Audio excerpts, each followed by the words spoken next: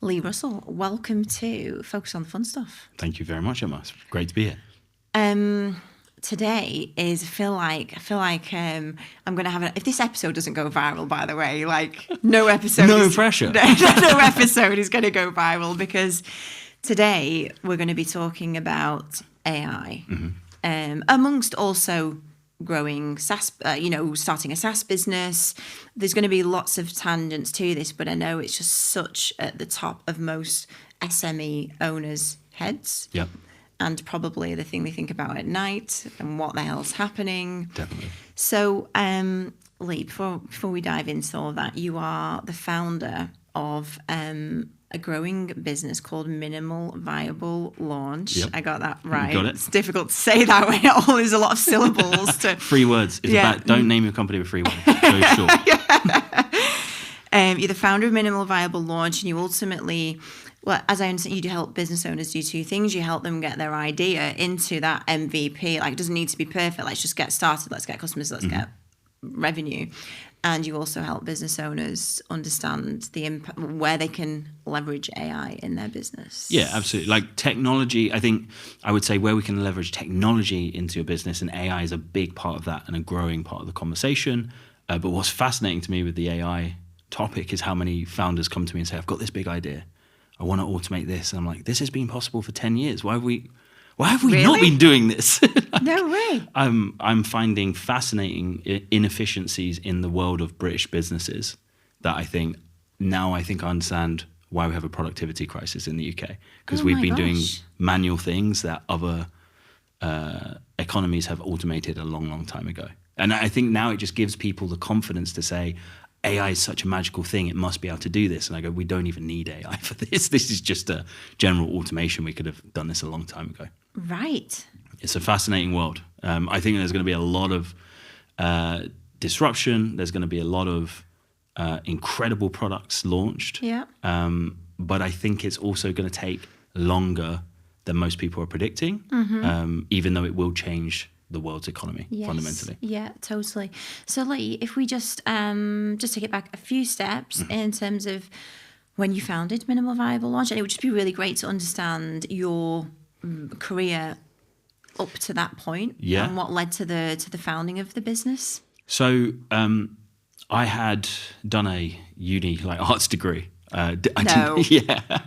Terrible commercial choice. So I'm an artist. I'm a painter. And always have been very into drawing, even though I failed my art GCSE, which is still a real sore point. Yeah. Real sore point. I got a U in my art GCSE, but came out of university, didn't know what to do, didn't know how to monetize that, fell into recruitment, found this beautiful world of user experience design, and was on the completely wrong side of that. I was doing sales, I was doing hardcore cold calling, and kind of hatched a bit of a plan of moving to the north. I got offered opportunity up in Leeds to help a recruitment business, which was a mess at the time.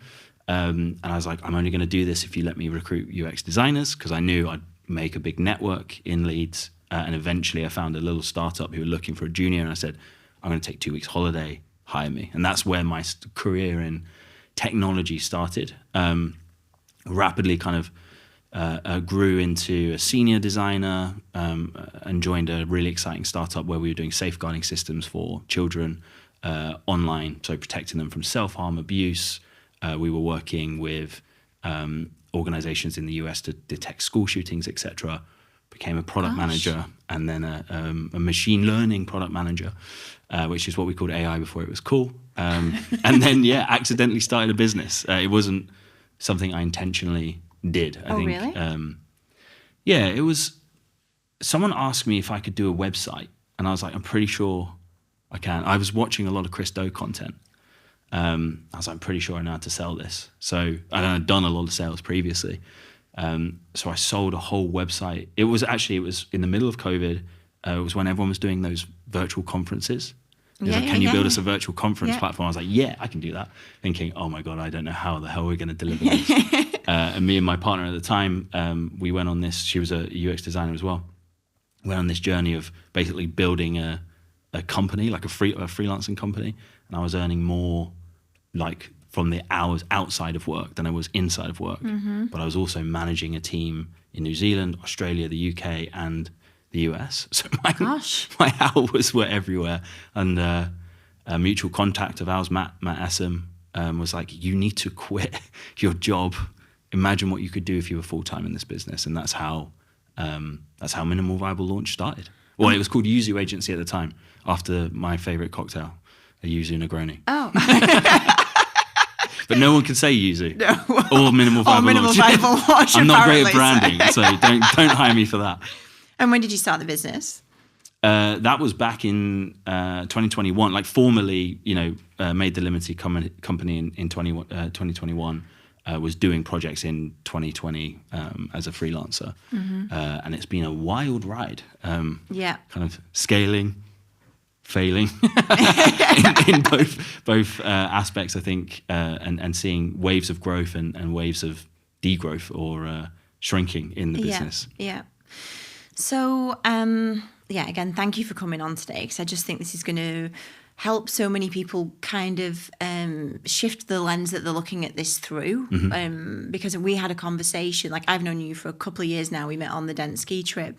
And I've never actually really had an in-depth conversation with you about this topic. I don't know why. Honestly, after we spoke, I literally texted my boyfriend when I wish I'd text Lee way earlier and had a conversation, because this has just completely like reshaped how I'm thinking about this. So I want to get that good stuff out here in the episode today. So you're, ultimately, Lee, like if we just, there's a lot of, even Stephen Bartlett has just had a podcast episode, which I felt was particularly on the negative slant of also what's going to happen with AI. There's obviously a lot of clickbaity YouTube videos and everything that's like human, nobody's going to have any jobs. And we got jumped on a call about probably 4 weeks ago now. And just immediately you were like, don't panic. It's okay. It's going to be fine. I promise. And we need some of that energy, I think, because, the groups I hang around in, everybody is like, well, yeah, it's going to be great, but it's also going to be terrible. And there's only a few of us that are going to win from it. Like, I feel like it feels to me like everybody thinks it's just going to be a handful of people at the very top and nobody else.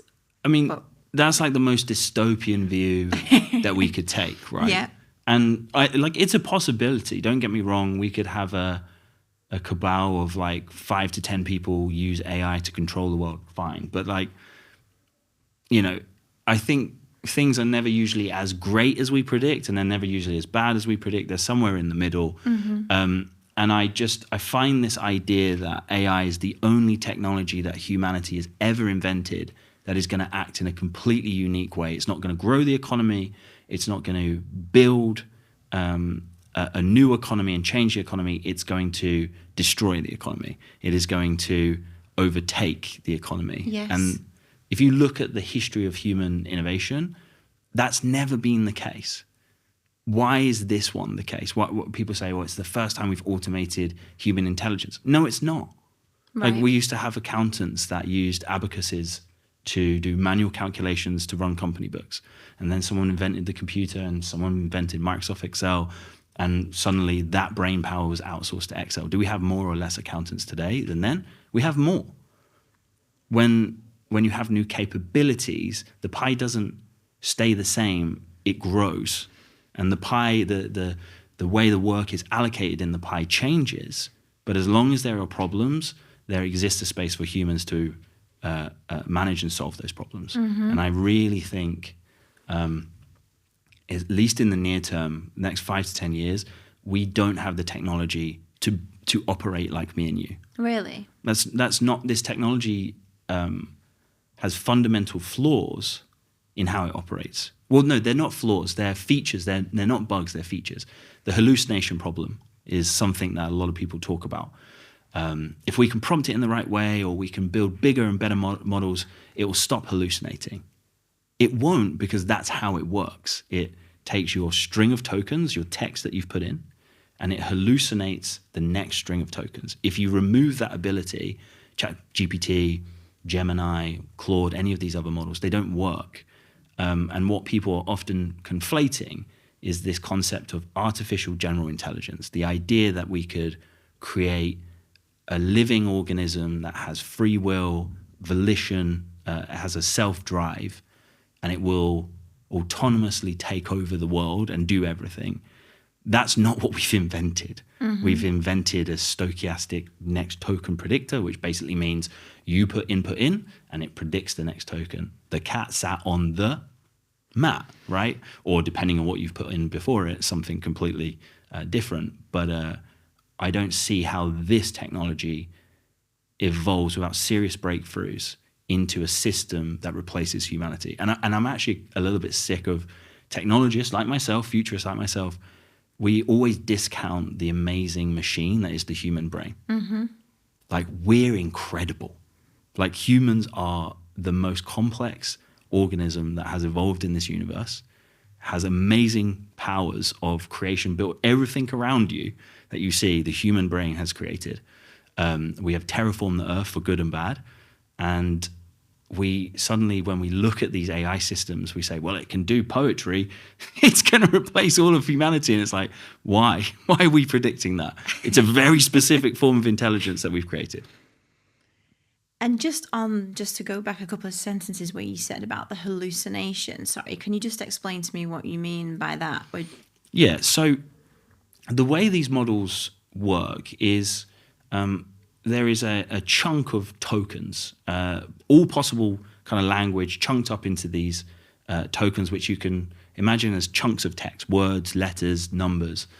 And so there's a finite world of possible answers that ChatGPT or another model can give you. You can imagine this like a tree of branching possibilities of if you say the cat sat on the, it like is maybe mat, it's maybe rug, it's maybe floor, chair. You know, there's only a few things that really make sense. Well, there's a lot of things that make sense, but like there is a limited set of possibilities there. And so what these models are doing, what it doesn't think, it doesn't feel, it doesn't have emergent behavior of intelligence. It searches the tree of possibilities and it narrows down to what is the most statistically likely answer based on your input. So it hallucinates the answer. It doesn't know. It doesn't create. It pattern matches.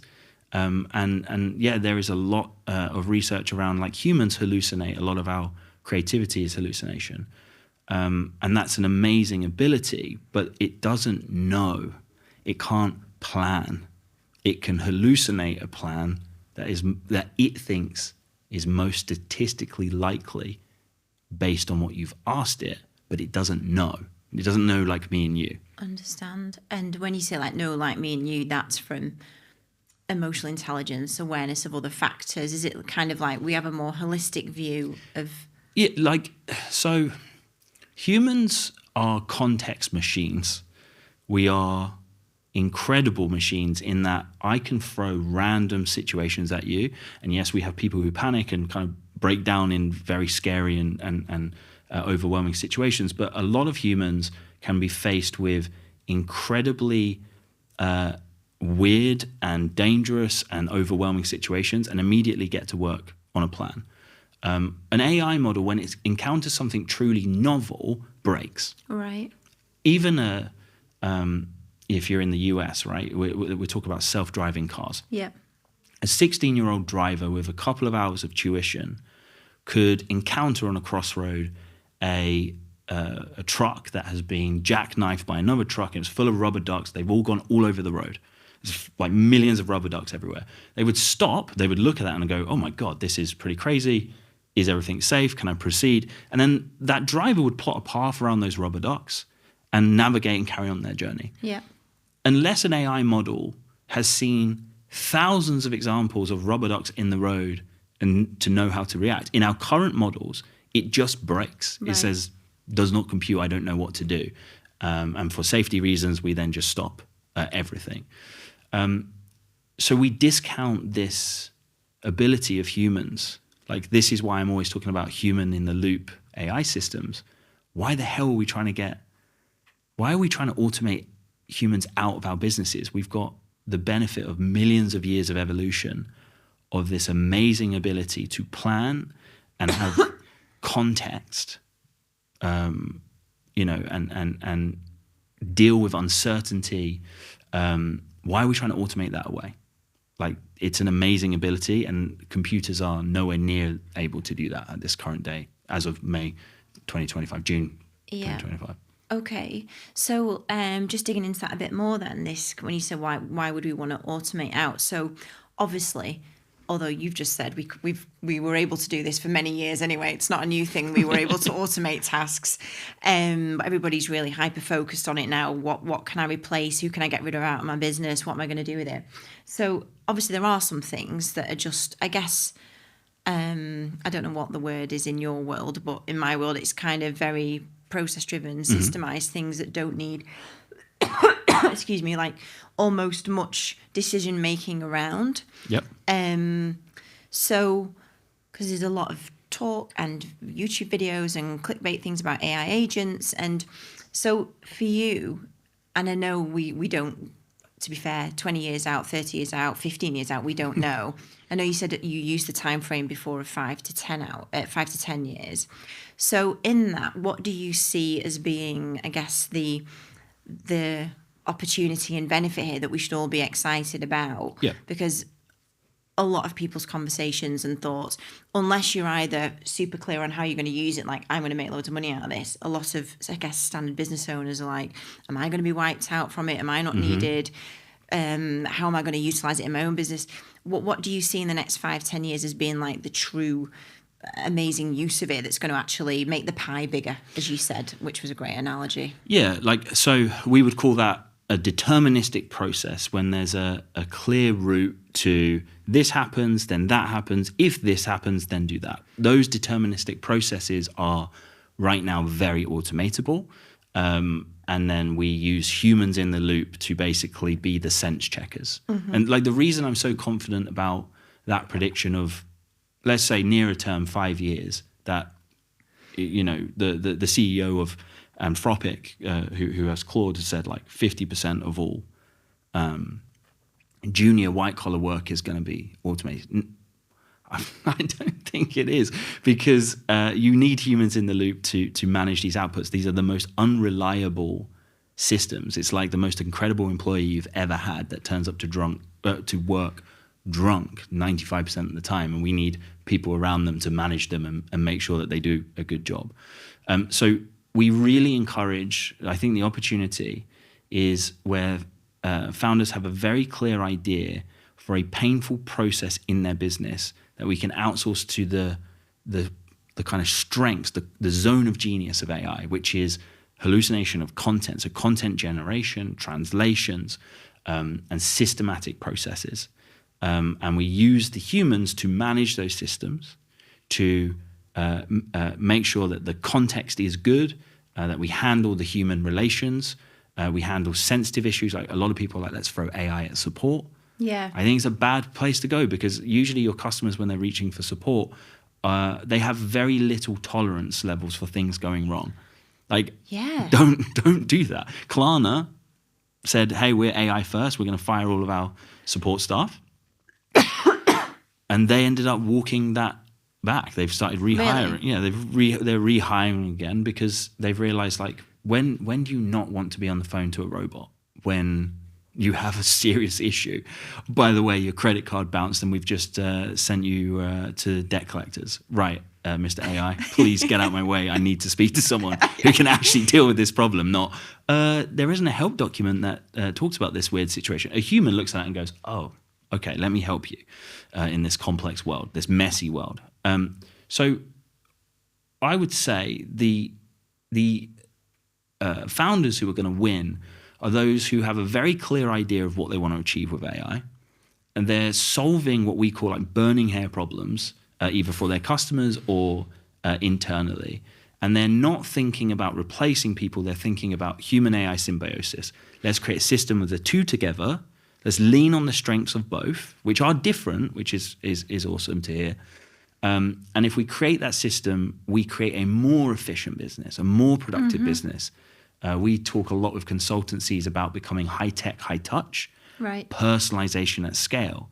because you get rid of all of the work that bogs everyone down, and then you reapply their time to be more personalized. We found a business the other day that they had their CFO. This is what I mean by things have been possible for a long time.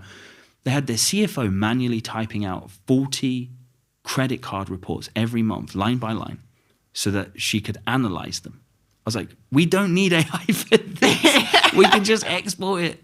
Like, we've had this technology for a long time. They're like, I didn't think this was possible. I was like, this CFO is on, a 6-figure salary for you. You're doing multiple millions a year. What's going on? Why are we wasting our time typing like credit card lines? Mm-hmm. She could add amazing analysis on top of that. Like, let's get this sorted. But it's not going to use AI, by the way. We're just going to use the technology we've had for a while, because that's a little bit more secure. So, there was an interesting study by the Rand Corporation. 80% of AI projects are failures. Which is why I laugh when people say, like, the world economy is going to change in 2 years. Like, we still have companies that use Windows 7. Like, there's inertia in the system. It's not going to happen that quickly. 80% of these projects are failures, and they are failures because people are scared and they are reacting out of their lizard brain of, like, this is what I said to you, right? Every founder is sat there thinking that everyone else in their niche suddenly has the best technology, all of this AI. Yeah. And everyone thinks it's a game of poker, and they think everyone has pocket aces, and no one has anything, because 80% of the projects are failures, and the ones that are working are usually pretty small and self-contained anyway. And most founders are throwing AI on top of bad products and bad processes, which just makes them worse. And they're not solving the things that their customers are crying out for them to solve. If you just take a step back and you clearly look, where can we apply this to solve our most critical issues, or our customers' most critical issues, and let's work in a small and systematic way where we're going to launch fast, and we know there's going to be failures, and we kill those, and we double down on the winners. I think that's the opportunity, but you cannot do that if you are running around scared. You've got to slow down to speed up. Oh my God, completely. So, and just on the kind of like the personal touch with the AI angle. So not since, but as part of the conversation I've had with you recently, we are kind of going all in on that in our PA support. So we're going all in on, it's kind of a tangent conversation, but we're going to stop charging time for money, which is exactly what we do in our industry, in virtual assistant industry. Everybody's doing time for money, everybody's being commoditized, and we're going to go in on a fixed outcome with what I believe are really well-trained, like shit hot, get it, executive assistants who are just going to be like, Lee, what do we need to do? What are the goals? And inside that, we're then going to utilize, obviously working together with you guys, of how do we make that more efficient? Like what needs to get done? How do we make that more efficient? Because I believe, and I've been saying this for a while as well, although I've been panicking. But like when we were in COVID and everybody was on Zoom and it was a novelty to begin with, and we were all like, oh, this is great, I don't have to go to the office anymore. Well, that was great for a little bit, especially when it was sunny. But as a year went on, like, oh God, we're still at home, and then it became super tiresome, didn't it? And I still live in that world. I never went back to the office. The last time I was in an office was 2020. Yeah, but you are at least traveling around to sexy places and drinking yuzu Negronis, but I remember specifically the first event I went to, like a convention that had been postponed, and everybody was like, oh my God, this is amazing. Like, I want to get back to human, like, that, you can do stuff on Zoom, but being face to face is so much better and so different. And and I've thought also that, yes, like, I see lots of people on Instagram saying, oh my God, an AI call center just rang me and this is the future, and soon it'll just be AI ringing you all the time. And yeah, I'm sure some businesses will use it, but people will. I think you said to me on the call, like, we're in major hype at the moment, and it's a novelty. And I do think that people, like, I want to speak to Lee. I don't want to speak to an AI version of Lee. Because, and this is what I say, like, so many consultants come to me, especially coaches at the minute. And I think the coaching world got hit by, like, a couple of companies who are really good, and they're like, we've got these coaching bots. You could create a coaching bot, and then all those annoying questions you get from the people who pay you £10,000 a month to have coaching with you, you don't need to answer them anymore. And I say to these coaches, I'm like, okay, you do this, it's successful. The price of information in the world of AI is zero. Like, your knowledge isn't really what people are going to pay you for. It's the accountability, it's the community connection. Yeah. It is this this visceral kind of like human-led experience. They just want your time. Just pay them attention. They pay you enough money, like just pay them attention. And the businesses that use AI to be more visible, more personable, more high touch, I think are going to win here, because there's the trough of disillusionment, as we talked about, right? This idea that any new technology, it kind of simmers away. Then there's like the overhype. Everyone's like, it's going to change everything. It's the new best thing. Which is, you think that's where we are now? We're so far beyond the hype, it's unbelievable. And then in all technologies, we enter the trough of disillusionment, which is, it was actually more difficult than we thought. It's going to take longer than we really thought. And maybe it can't do some of these things. And maybe this needs a new breakthrough. And we're starting to see these voices come up now. Like you have Jan LeCun, who's like one of Meta's top AI scientists. Like, he's the most hated AI guy in the world, because he stands there and goes, this technology is not going to result in what you're saying. And here is how you are wrong. Here's the receipts. Here's the maths. And he invented a lot of this technology. And he's like, what are you talking about? This is not possible, not happening in these models. And he gets so much hate because everyone is in this hype cycle, and there's a lot of economic incentive riding on this. Like, it's very easy for me as someone who sells AI systems to be like, if you don't use AI beyond 2025, your business is dead. Pay me money. Right? That's very easy for me to say, but it's the wrong thing to say, because beyond 2025, when everyone gets into that trough of disillusionment, they'll be like, yeah, you sold me a load of stuff that didn't really deliver on the promise. So I'm trying to deflate some of the air out of this hype, because it will change everything. It will change the economy fundamentally. It will just take longer than we think. And it will change the economy, and there will be a new role for humans in that economy. But yeah, I think if you can lean into, like, the pendulum is going to swing back. Right, it's almost like there's the Overton window in terms of this discussion. What's safe to say? What are you allowed to say? And what's the kind of accepted norm? And then there's the fringes on the outside of that. That window shifts, and it's like a pendulum. It goes backwards and forwards, and it overcorrects, and people get sick of the overcorrection, and they start to move the pendulum back into another direction. This will happen with AI. People will over-automate. They will over-systemize, and people will go, wouldn't it be cool to like bring back some like cottage industries, or like, hey, this is like, we're a totally human company. Like, we don't have any AI. Like, we will call you. It's the same thing when we had outsourcing of call centers to Southeast Asia. And then do you remember the whole thing where everyone was like, UK call center only? Like, fuming if you got through something that had an accent, you immediately assumed, it's the pendulum's always swinging. And the thing I think is smart for business owners to do, is that saying, right? Zag when everyone else is zigging, and you've got to identify, like, okay, what's the direction of travel? At what point have we reached like oversaturation? If everyone is doing it, is it really going to be like effective for me to also do it? And operate from this idea of humans aren't going to be replaced immediately. I think that just discounts humanity entirely. Yes. And I think we should be really skeptical of those people who are most hyperbolic about what we're doing. Because if you listen to the technology company CEOs, if I've raised $60 billion, I have to go onto news channels and say, by the way, we've got secret technology in our lab that no one's seen, but it's going to replace all humans. Because I'm not talking to you as the consumer. And I think this is where people get confused.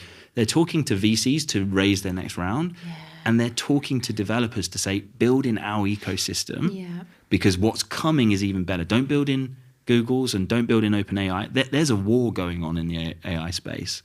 And it's one-upsmanship. They have to do that.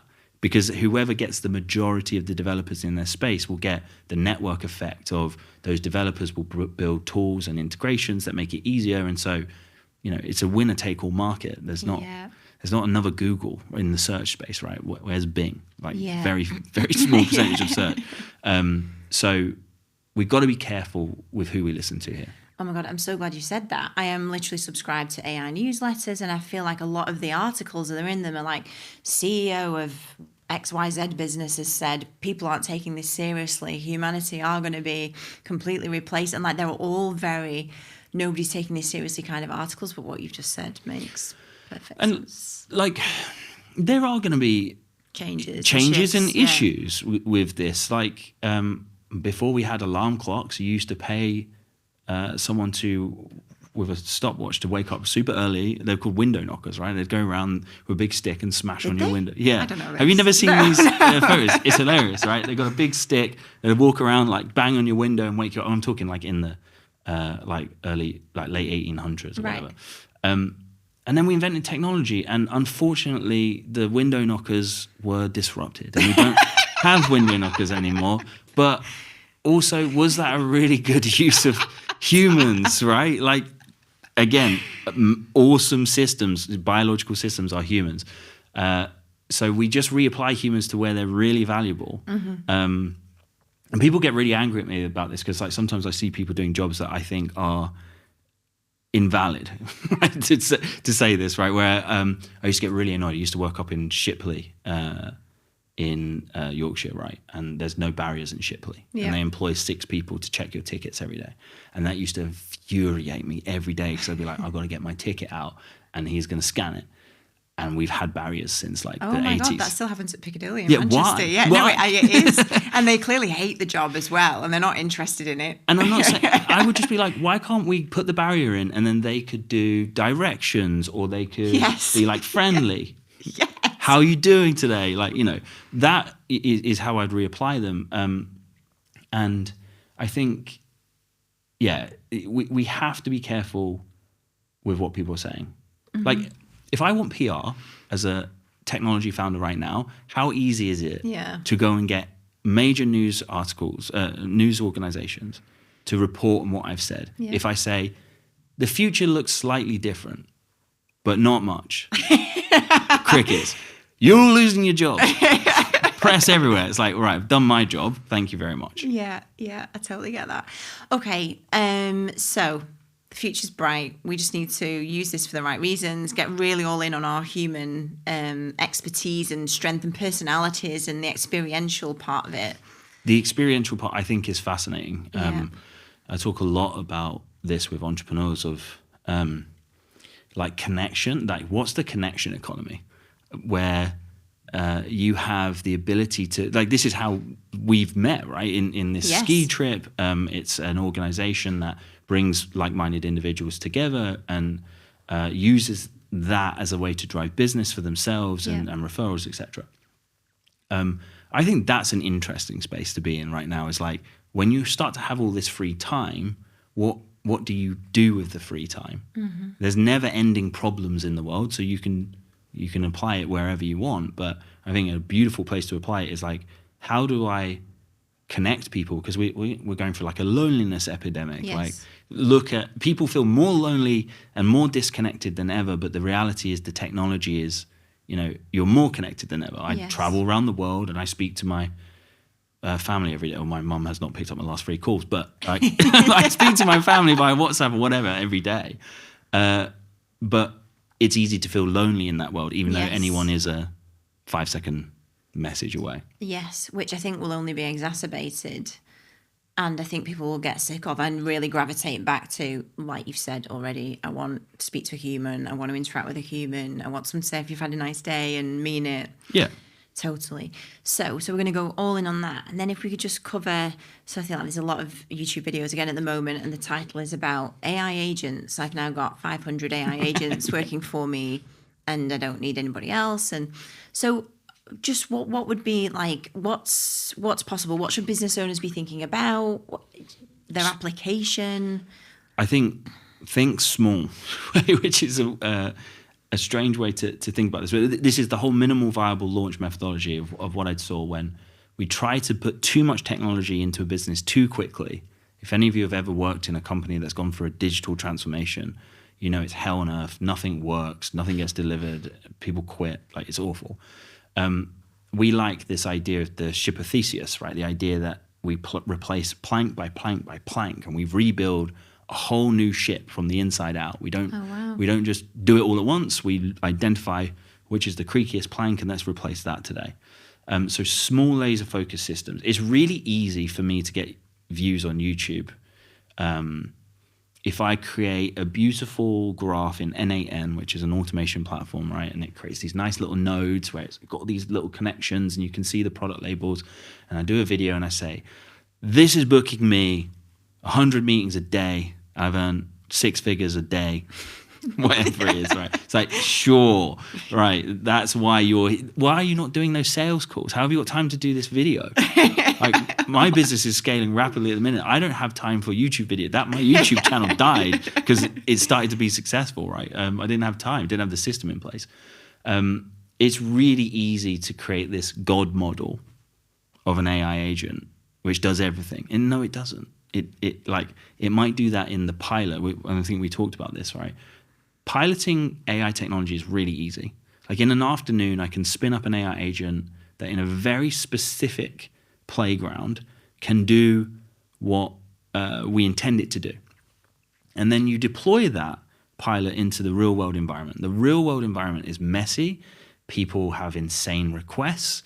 They use it in ways that you don't expect. And that's where AI falls off. And AI really is a reliability issue. It's not a capabilities issue. You can't have an AI system that does a great job 70% of the time, because that doesn't get you a result. You wouldn't hire a staff member who's good 70% of the time and 30% of the time causes you major revenue disasters in your business, would you? You'd fire them. Same thing for AI agents. They need to be reliable. And they are not at the moment to that level. They're just really hard to make reliable. It's people, if you're going to go on this transformation of becoming a technology company, which I think is if you're building AI into your business, you've got to start thinking more like a technology company. This becomes a department in your business that's as necessary as marketing and sales. You've got your kind of innovation, AI operating system in your business. And it requires iteration. Like in the world of software, we work in sprints or agile. Like not every company does, but like a lot of the fastest growing companies in the world work in these kind of sprints where we're constantly saying, next 2 weeks, we're going to build, launch, build, launch, build, launch. Because the thing we want to make is really complex. And if we're trying to think about that right now, it's really difficult. But if we just think about the tiny step towards that, we can launch that. And you're going to have to do the same as a business with your AI agents. You pilot it, then you launch it. We call it Schrodinger's product a lot of the time. It's both a great idea and an incredibly bad idea. And until it makes contact with the real world, you don't really know what you've got. Right. And once it does, you then have to look at how people break it, because people will break it.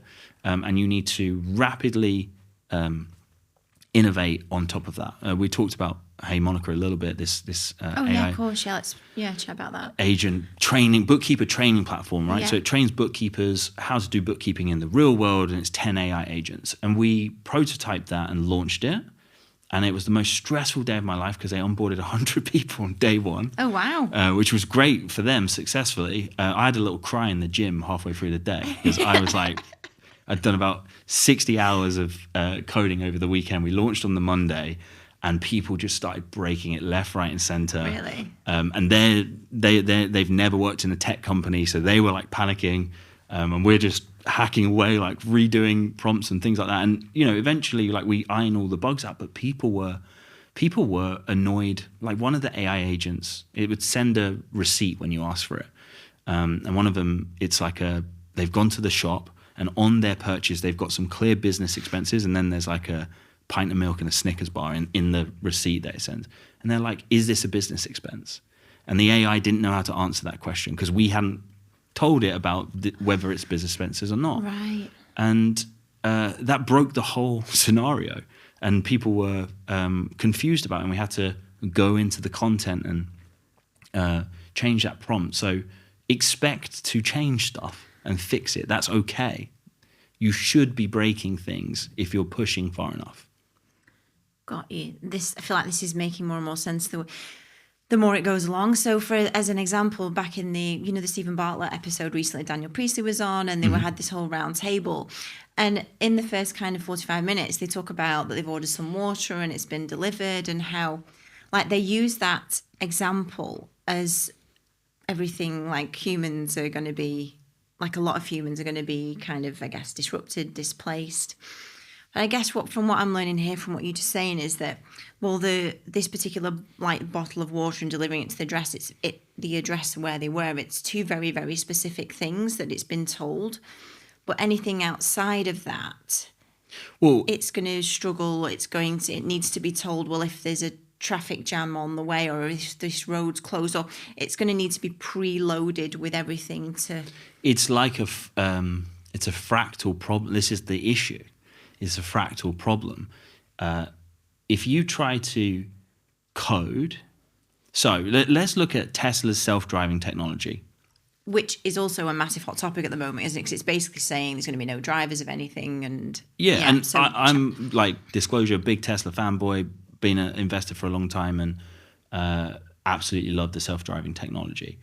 They first tried to do self-driving with deterministic code, which is like, when you see a red light, apply the brake, stop at this line, within this distance, and this is your braking speed. Or when you do a corner, don't exceed these G-forces. When you see that, and then you start to realize as you chase this problem down, you go, oh wow, the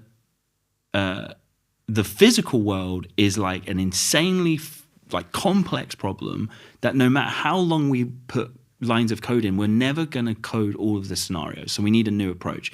They then start this kind of Elon Musk famously says, like, it's nets all the way down, like neural nets. Like, we just need, everything needs to be neural nets, and we need to train it with video data, and it's great. But the issue is, if it doesn't have the training data, it can't handle the situation. And this is where Elon Musk and Jan LeCun got in a big argument in Twitter, where Jan LeCun pipes up on, or X, whatever it's called now, pipes up and is like, by the way, your system isn't going to do this because of these major issues with the architecture. And Elon Musk was like, who are you? He's like, I invented the technology you're using, right? Bit of an embarrassing moment. The fall of grace of Elon. Yeah, incredible, really. So, okay, you could train a bot to go from that delivery center to your office, and then on the way, someone has decided to do roadworks. That is now completely closed off. Well, now we need a system that can understand how to reroute and recognize everything there that it encounters, and then it gets to your office, and usually you leave the front door unlocked, and it goes up the stairs and knocks on the door, but you've locked the front door. Well, what does it do now? Like, we would come up with systems very quickly. Like, even a child would come up with ways of working around that problem contextually. I'm not saying bots aren't ever going to do that. It's just, we don't even, in that world, we don't even have rat-level intelligence. Like, rats are incredible problem solvers. You stick them in a maze, like they'll solve it, right? We don't even have AI that's at that level, let alone human level. Yeah. And so, and again, I'm stealing this prediction from Jan LeCun around the 5 to 10 years. We need new architectures that will do that. That's not LLMs. Got you. It's LLMs are the intelligence of language, right? It is the intelligence of language. If we put language in, we get amazing things out. But what we do can be done without language. You don't need language to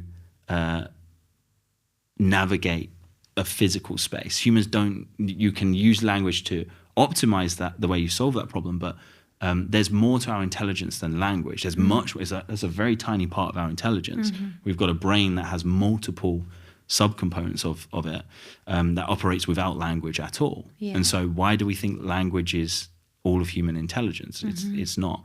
So will it automate? Will there be disruption in these spaces? Yes. I'm not saying there won't, but I don't see how the current tech we've got gets us there. And that's why I get frustrated when I see it's very easy for influencers to say these things, but it's like, you've never, like, show me when you've spent a week digging into the code and coming up against these you haven't done it. And I don't talk about contract negotiations and international law and things like that because I haven't done it. I haven't passed the bar exam. I'm not an expert, right? I'd be talking out my ass, frankly. And I think a lot of these influencers are talking way out of line in this world. Okay. So we don't have much time together left, which is really sad because this is absolutely fascinating, Lee. But I guess to draw the episode up, a small business owner could be any kind of service, let's say service business, product business. What somebody's thinking, oh my God, well, I know there is stuff I can either automate, and as you've said, that might not be AI, that might actually just be stuff that's already happening. But what would you say is the best course of action for somebody now, even if they just like pick one area and they go, don't enjoy this, I feel like it's quite just what would be your next steps for somebody to start to make this happen and feel in control of the situation? Yeah, so we really like to come up with a handful of experiments that we could possibly run. Once we've got those on the table, you can start to put a roadmap in place of, all right, we've got a number of experiments we're going to go through, we're going to launch, we're going to double down on what works, we're going to kill off what fails. So how do you identify those? We talk about identifying projects in multiple layers, which is these direct cost-saving projects. So CFO typing credit card statements.